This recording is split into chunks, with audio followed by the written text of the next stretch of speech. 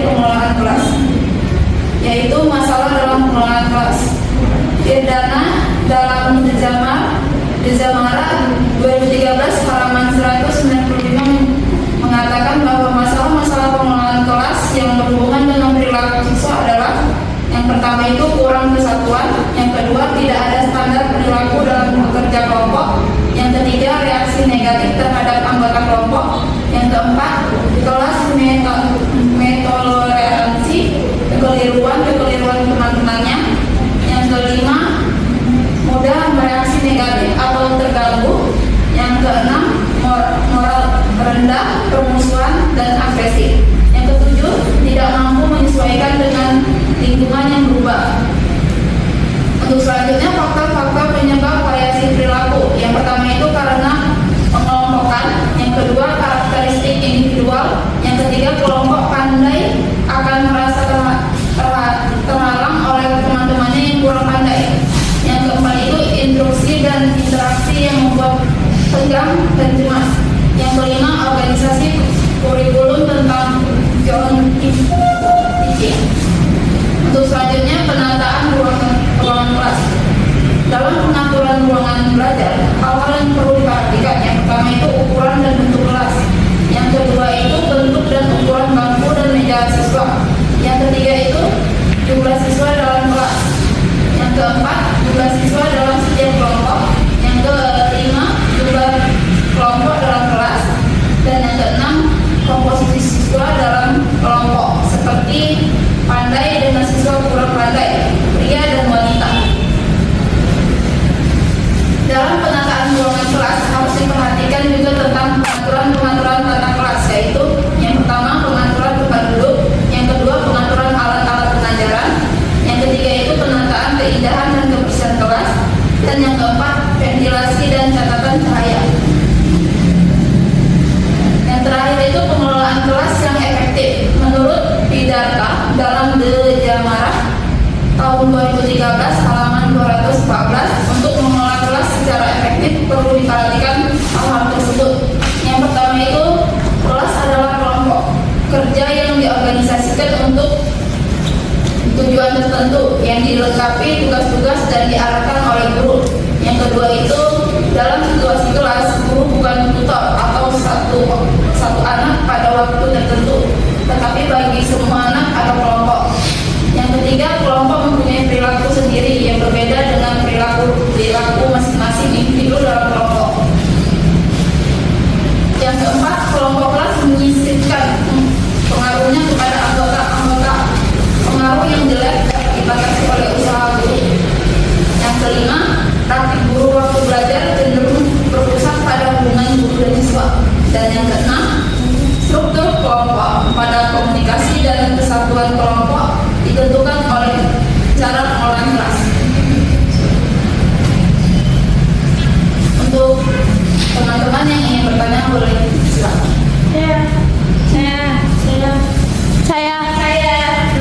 Ayo. Izin bertanya, saya Putri Maisura dari kelompok 1. Apa sih yang dimaksud dengan prinsip-prinsip penyelesaian kelas, dan jelaskan apa saja prinsip-prinsip yang kalian sebutkan tadi. Terima kasih. Terima kasih kepada kelompok 10. Perkenalkan, nama saya Ayunda Azara, perwakilan dari kelompok 2. Izin bertanya, tantangan apa saja yang sering dihadapi dalam mencapai keberhasilan belajar dan mengajar? Terima kasih. Terima kasih sebelumnya kepada kelompok 10. Saya Maulina, perwakilan dari kelompok 3. Izin bertanya, apa saja strategi yang dapat kalian gunakan untuk mengatur waktu dalam pembelajaran? Terima kasih. Assalamualaikum warahmatullahi wabarakatuh. Waalaikumsalam warahmatullahi wabarakatuh. Saya Riko Adriansyah, perwakilan dari kelompok 4, ingin bertanya. Jadi kan kalian sudah menjelaskan ini tadi semuanya. Jadi pertanyaannya, bagaimana umpan balik dari siswa dapat meningkatkan pengajaran atau metode pengajaran? Baik, terima kasih. Izin bertanya kelompok 10, saya Mari Fitri, perwakilan dari kelompok 5, ingin bertanya bagaimana sumber daya pengajar dan pembelajaran ini membantu mencapai hasil pembelajaran. Assalamualaikum warahmatullahi wabarakatuh. Perkenalkan, saya Devina Sadi, perwakilan dari kelompok 6, ingin bertanya kepada kelompok 10. Seberapa penting peran aturan kelas dalam pengelolaan kelas menurut pendapat kalian sendiri, dan bagaimana cara menegakkannya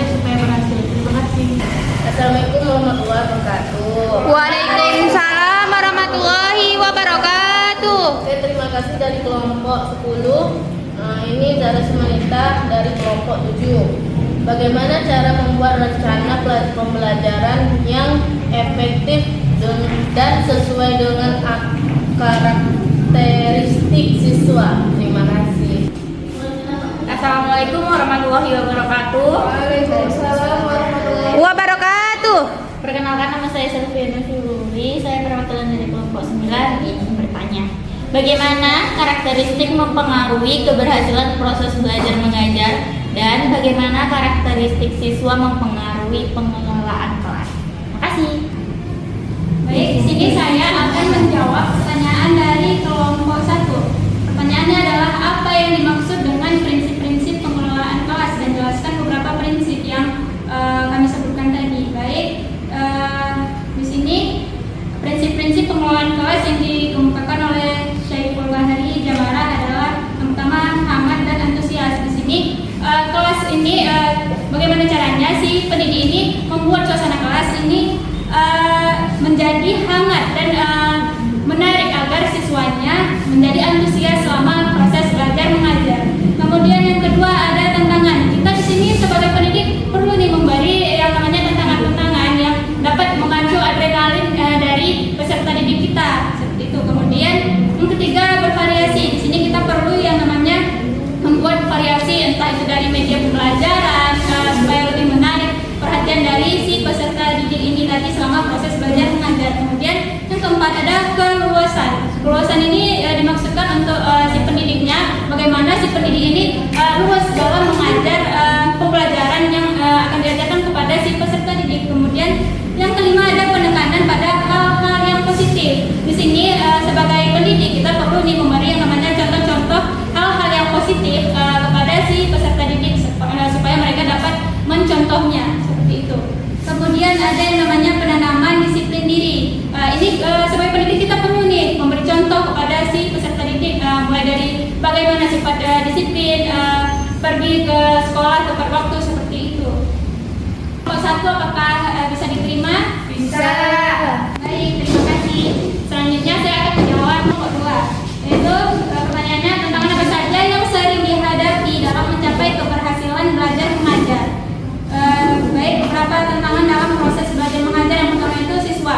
Siswa ini kan ada beragam gaya belajarnya. Mereka juga kan mempunyai karakteristik yang berbeda-beda. Jadi sebagai pendidik kita perlu nih menyesuaikan pembelajaran kepada peserta didik yang bermacam-macam nih karakteristiknya. Kemudian yang kedua guru seperti yang saya sampaikan tadi, yaitu menyesuaikan metode dan mengelola kelas, serta kemampuannya ini harus mampu untuk menyesuaikan nih pembelajaran yang akan diajarkan kepada si peserta didik. Kemudian ada sumber daya, yaitu keterbatasan buku dan alat fasilitas ini dapat menjadi tantangan tersendiri bagi pendidik dan juga peserta didik selama proses belajar mengajar apabila fasilitasnya tidak memadai. Kemudian ada yang namanya lingkungan.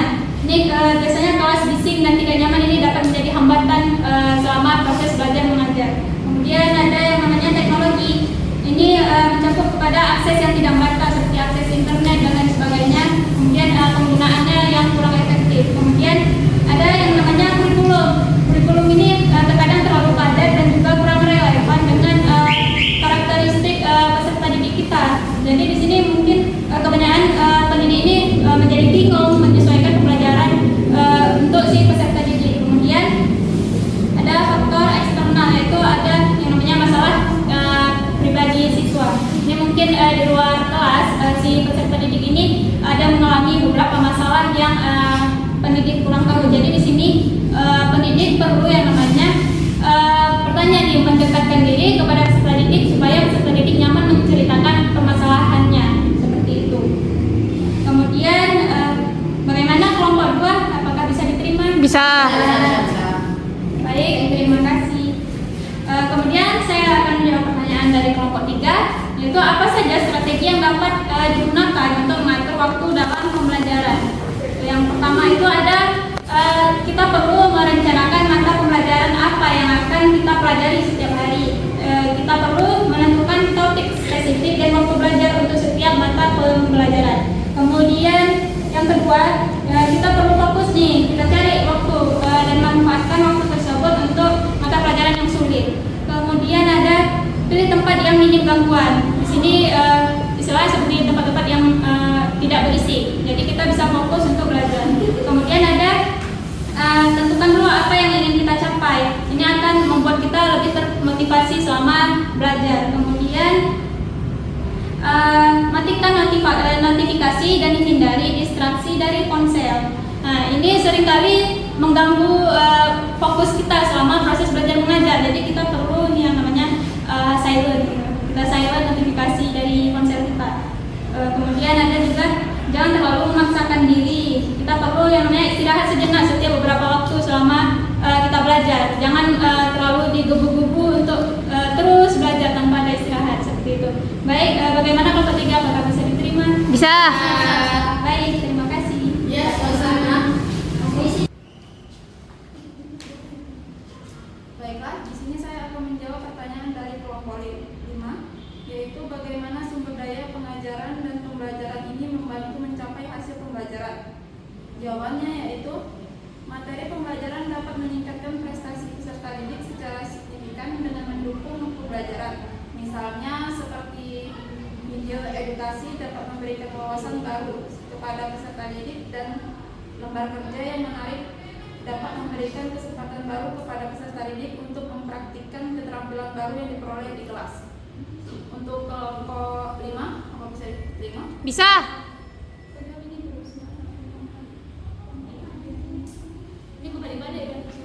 Di sini saya akan menjawab pertanyaan dari kelompok 4, yaitu apa saja strategi yang dapat Anda gunakan untuk mengatur waktu dalam pembelajaran. Jawabannya, beberapa strategi yang bisa digunakan untuk mengatur waktu pembelajaran. Yang pertama itu, rencanakan mata pelajaran apa saja yang akan kamu pelajari setiap hari. Tentukan topik spesifik dan waktu belajar untuk setiap mata pelajaran. Yang kedua itu, kapan kamu paling fokus memanfaatkan waktu tersebut untuk mata pelajaran yang sulit. Untuk kelompok 4, apakah bisa diterima? Bisa. Untuk kelompok 6, pertanyaannya, bagaimana pentingnya peran aturan kelas dalam pengelolaan kelas menurut pendapat kalian sendiri, dan bagaimana cara menegakkannya supaya berhasil? Jawabannya, aturan kelas sangat penting dalam pengelolaan kelas. Bayangkan kelas tanpa aturan pasti akan kacau dan proses belajar mengajar tidak berjalan efektif. Aturan menciptakan lingkungan belajar yang kondusif, membuat siswa merasa aman dan nyaman, serta membantu mereka fokus pada pelajaran. Yang pertama itu, ajak siswa untuk membuat aturan kelas bersama-sama. Dengan begitu mereka akan merasa memiliki aturan tersebut dan lebih bersedia untuk mematuhinya. Yang kedua itu, jelaskan kepada siswa mengapa setiap aturan penting dan bagaimana aturan tersebut bermanfaat bagi mereka. Dan yang ketiga, terapkan aturan secara konsisten setiap saat. Jangan hanya menegakkan aturan ketika ada pelanggaran, tetapi ingatkan siswa secara berkala tentang aturan yang ada. Bagaimana? Kelompok 6, apakah bisa diterima?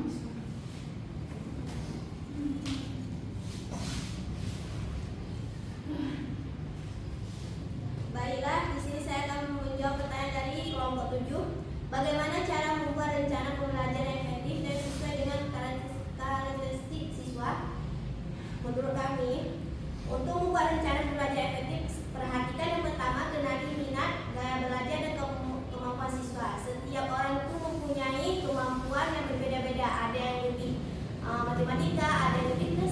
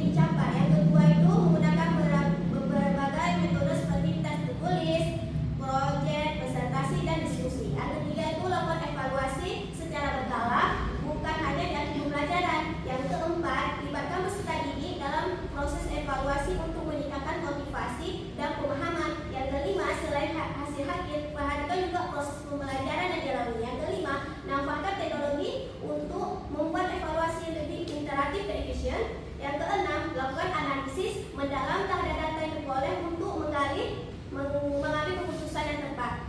Apakah bisa diterima kelompok 8? Bisa.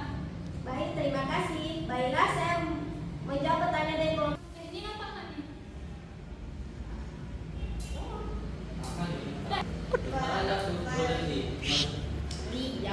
Baiklah, saya akan menjawab pertanyaan dari kelompok 9.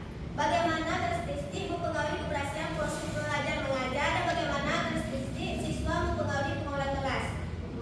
Jawabannya itu karakteristik siswa sangat mempengaruhi keberhasilan proses belajar dan pengelolaan kelas. Yang pertama itu keberhasilan proses belajar itu gaya belajar, kemampuan awal, motivasi, minat, dan kondisi fisik atau emosi. Siswa perlu diperhatikan guru untuk menyesuaikan metode mengajar. Yang kedua itu pengolahan kelas. Perbedaan individu, interaksi sosial, perhatian, energi, dan perilaku siswa perlu dikelola dengan baik oleh guru. Ya, intinya guru perlu memahami siswa secara individual agar pembelajaran efektif dari kelas tersebut. Sekian, terima kasih dari kelompok kami. Kalau ada kata-kata yang salah, mohon maaf. Kami akhiri. Assalamualaikum warahmatullahi wabarakatuh. Waalaikumsalam warahmatullahi wabarakatuh.